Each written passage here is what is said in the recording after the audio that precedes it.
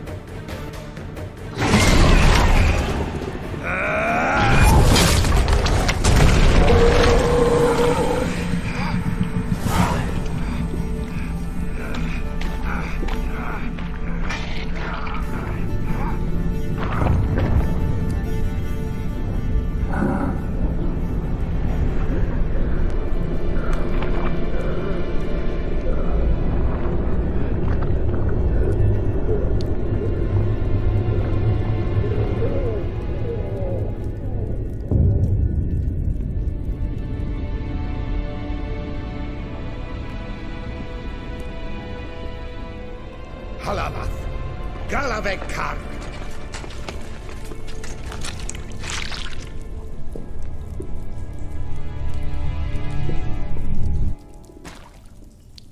Gadarash Isle Woot.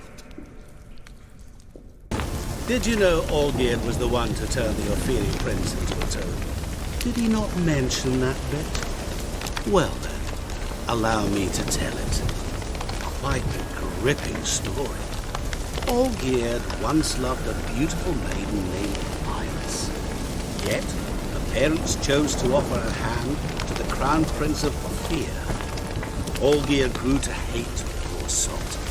At first, he wished to kill him, then decided this would be too simple.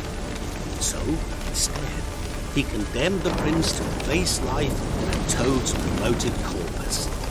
Yet he grew bored of watching him suffer, decided to end it. By your hand.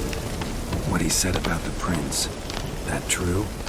You turn him into a toad? Perhaps. Or perhaps the Aetheri dogma is something that disagreed with him. You never know with their cuisine. Never heard of food that turns men into monsters. Then perhaps it was something he drank. I cast the curse. Revenge for a deep disappointment. I was another man then. Let rage get the better of me and hollered the words without ever thinking they could possibly come true. You could have told me the truth about the toad, having a bit of fun at my expense. I simply wanted the beast dead. I could not know you would respond to the notice. Pure coincidence. Yeah, I must admit, when you, a witcher, answered the call, I thought it right. It's what you lot are trained to do. Might have been able to lift the curse. Perhaps. Perhaps not. Then again, why bother? He was a human being. That bloody Ethereal Mutt was no human. His kind does not deserve to live.